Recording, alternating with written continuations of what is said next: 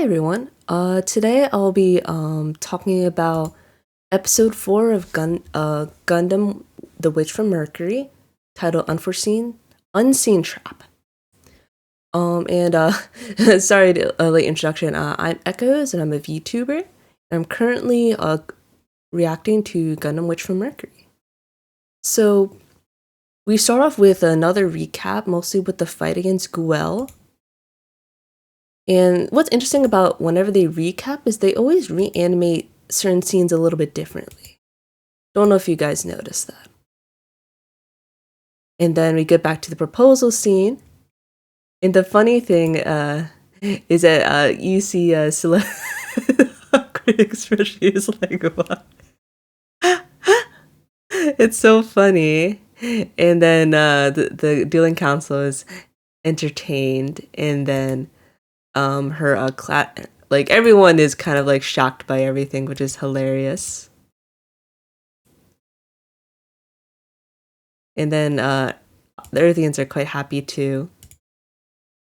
Then Chuchu is not too happy because she's like, oh man, it's just another lover's quarrel, which I think is understandable. She thought it was just like she didn't understand the reasons behind the duel, so it's easy to misunderstand here. Oh yeah, then also I also gotta mention that it's like not what he meant for the Suletta obviously misunderstands, and then she runs away, which is like the hilarious thing. She not only runs away by herself, but she runs away in aerial too. She's so awkward. So funny. And then pretty much we go back to Guel's father, who's dealing with, looks like, some investors who are like, when is your Guel going to be the heir again to the House of Jaturk? And he said he will be. He'll win again. And so he's trying to, give them a promise and stuff. But he's obviously not really happy about the whole thing because, Guel literally lost twice, so it'll be hard for him to get back on his feet again. And then something quite nice here is that we go back to Suletta going back to class, and pretty much Miorine is helping her wear her uniform again, because it is quote-unquote her title, right? She earned it, so she helped her put it on. It's sort of like her telling Suletta to have a bit more pride in herself for her achievements. But it's kind of cute.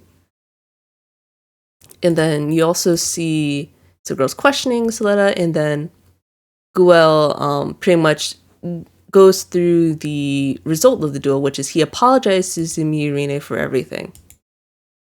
And then also, one sec, I guess I went a little too early. Anyway, before that, he actually says, "Why would I fall for you?"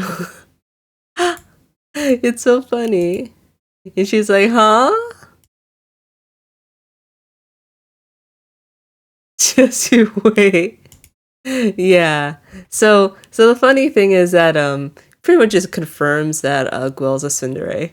I don't believe it for a second. He's like, why would I fall for you? And he literally confessed to her just earlier. I'm like, man, this guy. He's so funny. Anyway, and then he apologizes and does the proper balance stuff. Appreciate that. He's pretty sincere about it too, which I appreciate. It's somewhat authentic in that way, which is good. And I don't like yep, pretty much confirms he's a tsundere. Oh, he's so adorable. And then Suletta's like, what the heck is wrong with this guy? Understandable if you don't know. I'm pretty sure she knows what a tsundere is, but seeing it in real life is kind of strange, I'm sure. And then we get to the main plot episode, which involves these training units. So it looks like, for whatever reason, looks like these students are going through exercise where they're trying to pretty much deal with what do you call mines in the field. And it involves a pilot, a spotter, and mechanics. So you have to have a team of 3. So the problem here is that pretty much Suletta doesn't have a team initially, so she can't complete the exercise. It's an exercise she cannot complete by herself. But if you read the short novel, you learn that Suletta and Ariel can pretty much do these mining exercises by themselves. But in the school, it requires a team. So because of, she, in a way, has to recruit people to help her. It's impossible to do it by herself. And especially since she's using a training unit, Ariel obviously can't help her. So that's just how it is. And then you also learn that you learn about the racism a bit more because you see, let's see, pretty much Chuchu is that girl with the pink poofy hair, but she eventually gets her screen black. It's called like a masking paint, I believe. Slow acting masking paint. It's like something along that line. So pretty much it causes her to fail because she can't see anything. So and then it's these two girls who are obviously the culprits. They're like look as villainous as you'd expect. And yeah, and thus Chuchu is obviously super angry because like why do I have to fail because of these buffoons? Selecting masking spray. Yep, that's what it's called. And then she's like so pissed at them. She's like surprisingly looks super cute, but she's kind of like super like she's like bulky, I guess. She's like kind of like the muscle a little bit, but she's also really smart. So she really is extremely aggressive, but in a good way. I appreciate girls like her. I think we need more forward ladies. And then you see Suletta in the hallway trying to recruit people to help her out, but the problem is that people aren't interested because the thing is that it's mentioned here that pretty much whoever joins Suletta will be pretty much possibly making enemies with the Church House, especially since Suletta pretty much offended the whole Church House with her winning the duel against Guel. So it makes sense. Like people are like, I don't want to get all into that, you know. So I can understand his perspective, and she's trying to recruit people to help her out, and then she joins in with the Earthians. She pretty much visits the Earthians' place to get some help, and then her friend, which is Nika, the blue-haired girl, pretty much is the one who at least allows her to visit, and also Suletta doesn't know anything about the whole Spacian Earthian like racism, so that's why Nika kind of spots her here. So yeah. So the good thing is that she knows that Suletta isn't racist because she doesn't know about it. You can't because if you know about it, racism is a learned thing. You learn it from other people. And if Suletta has never learned about racism, she can never be racist, right? So yeah, something like that. And the interesting thing is that you visit pretty much a farm, as it looks like the Earthian like house is like located next to a farming area, which is interesting. They're probably assisting with I guess maybe like some sort of agriculture related major, which is interesting. It kind of also shows that Earth is very much related to what's the word? Earth is related to pretty much farming resources for Spacians. That's how they believe their role is primarily, like farming for food, farming for meat, like the goat that was mentioned earlier. And then a lot of the people are interested in helping Suletta as Anika introduces them all to her. And then Chuchu gets angry because she's like, let's see, and then interesting. This guy's the one who actually helps her, interested in helping her initially. He seems quite nice. And then people are all like, yikes. And then she's like, why is a Spacian in an Earth house and stuff? So it looks like Chuchu very specifically was very much targeted for racism by Spacians. So she's like, why are you here too? She kind of groups all the Spacians together in here, which is kind of a shame. She eventually gets better, but you'll see why later. And then next you see the Turk is getting his mobile suit taken away from him, kind of as a punishment for rebelling, quote unquote. So his brother tells him not to make his father more angry and things. So it kind of just shows that as much as Guo wants to rebel, he's very much under the oppression of his father, or he's forced to obey as, you know, the son. Does that make sense? Then she's sad because she like I don't have anyone help me out, so she's just really trying really hard.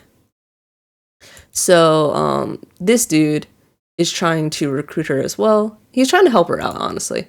He's like oddly always pops up when Suletta needs him for the most part. And then Suletta also realizes that, you know, it's not, the exam isn't something she could do by herself. It's pretty much a team building exercise that she has to pass. Can't do a team building exercise with just one person. That makes sense. So he tries to recruit her to the Pale House, specifically. They seem to be very tech heavy. She's interested, but then Miorina is like, nah, you're coming with me instead. Because he is part of one of the major houses, which is the Jeturk. It is Grailsley, and it's Pale. So he's one of them. So he's like, you're coming with me. So Miorina takes her away, which is kind of funny. So, and then also Miorina is like, hey, you could just use me. I could do 2 roles at once. I could be spotter and mechanic at the same time. And Suletta's like, okay, let's go for that. It looks like Miorina introduces Suletta to her quote-unquote house. She's kind of by herself, it looks like. Because it looks like Delling, I guess, has no friends, I guess. No members, so she just took over his office and made her place.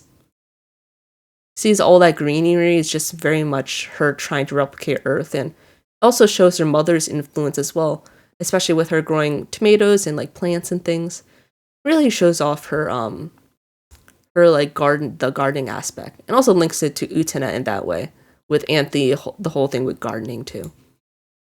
And looks like Miorina is just super smart at everything, so kind of forced to, and you could see that like with all those bottles and stuff, it just reminds me of my college dorm. Not cleaning up the trash and stuff until like certain times. It's such a messy place, so it really does feel like the dorm of a student, which is kind of hilarious. So yeah, see the trash bags down there. So it looks like Miorina and so kind of like studying together, which is good. So which is good. And then you also learn about what's important here is that you see the dorm, but you also learn about what Suletta's dream is, where her goal is that she wants to pretty much I need to get a better moment for that. Yeah, so pretty much what Suletta wants to do is that she wants to create a school in Mercury, because right now Mercury is only pretty much resident to mostly old people, so there's no children, so there's no reason for a school to exist. She mostly learned through the area providing her a lot of like online resources, right, from like the Earth and everything. But it also means that because there's no schools, there's no other kids to be with, and there's no reason for her to actually attend a school. So her wanting to create a school seems to be a wish that a lot of the older people want at Mercury, enough to give her a lot of like good luck charms and give her a lot of supporting words to, you know, help her achieve her. She, in a way, Suletta is carrying the dreams of others. It's not just her being at the school is not just for herself. Obviously, she wanted to go to a school like the whole time, right? But her carrying the dreams of others carries a significantly heavier weight. So that's rather important here. And then what's interesting here is that they talk about pretty much the whole Earthians trying to what do you call it? It's not just unionize. It's called yeah, I don't. It's like, you know, peaceful protesting. That's the word for it. There's a word for it. I don't remember the exact word. But it looks like the Spacians are pretty much oppressing the Earthian, which is interesting because it's the opposite of the typical Gundam series, where it's actually the Earth is oppressing the Space Noids. The Federation is oppressing the Space Noids, so it's the opposite here. But anyway, it looks like from what we learn in this scene, it pretty much means that Spacians are using their money to oppress the Earthians who are peacefully protesting. And pretty much the Spacians only see the Earthians as sort of like resource gathering. They only see them as something to be used, while all the money is all in space somehow. Kind of interesting. But I guess you can imagine in this world where those in space have developed enough where they can be kind of like self-independent entities. So because the Earth doesn't have as much of a pull on the people in space anymore. So that's kind of interesting. Demonstrating violent, yep. So yeah, pretty much it's called Earth Facility. So do they just, I wonder if it's that they're only one I guess all the Earth factories are just called Earth factories. And then space factories called space factories? Huh. It's interesting they grouped them. But yeah. And then these kids are obviously Earth, so they're like, what the heck is wrong with like, what's wrong with Earthians using Earthian fact? Because, that's, using them for their own gain. And then here they kind of explain the whole thing. And they say all major media companies rely on space capital. So yeah, so pretty much all the money is in space. Pretty much just confirms that. So that's kind of sad. And then what's good about here is that Chuchu seems to have, I'm assuming one of these is her father, or like people that she knows extremely well. And they all seem to be working in Earth factory. So yeah, so in a way, Chuchu is also one who holds on to the hopes of other people who want her like to do well in school. So that's why she's like calling them, making sure that like she is all right and stuff. It's kind of like her support group in a way. So yeah, and she's like, I'm beating them up and stuff. So she really is, trying to be encouraging to all of them. And like, yeah. And pretty much even like with all like the turmoil, with all like the protests and things, all her family and like friends and stuff just want her to do well. What I imagine Chuchu is that she actually used to work in the factory or is related to one of the factory workers and so grew up with them. Kind of like how Suletta grew up in Mercury with a lot of old people. It's kind of like a similar thing, but Chuchu definitely has more of a support network here. So what's great about here is that it allows Chuchu and Suletta to connect on a more personal level, where they're both carrying the dreams of other people who rely on them, and thus they can't afford to fail. They're not like rich or anything. They have to do their best, which is what I appreciate as well. So then Suletta is studying, and here's where she talks more about her dream. Talk about her dream slightly too early, I realized. But yeah, it's good. She's just trying to, do well in school. I can understand as a recent college grad. I could understand her very well. So yeah, and then Mirin is just helping support her a bit. And then you see here is where pretty much you see those girls from before putting on the masking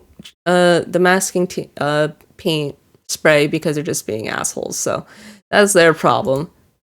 So they're doing it on Suletta's machine specifically, and pretty much just cause her to fail multiple times, and she just keeps trying and trying. But because the masking spray isn't easily removed, she just, Suletta just, like, eventually just, like, she kind of, like, falls apart. Like, right here. It's just, she gets so sad because she's, like, like, I'll never graduate if I don't pass this class or something. So she's kind of, like, putting everything, like, being, extremist in view. But when you're, like, so desperate and you're trying so hard and you're still failing, you really can easily fall into those mental traps. And then here, Amir is trying to encourage her. It's like, aren't you going to school? Aren't people counting on you? And this, because Chuchu can hear that, she's like, oh, like, you'll see a little more here. Then Chuchu is like, oh, I see now. So she gains the perspective a bit more. And thus she's like, okay, I'll do something now. So I appreciate that. For sure. Where Chuchu, like, once, people are very fine understanding stuff just as long as, you're able to, properly express yourself. But also keep in mind that earlier, Suletta wasn't able to explain herself at the time. She wasn't able to explain her dream, which is so personal because, she's just meeting all these new people.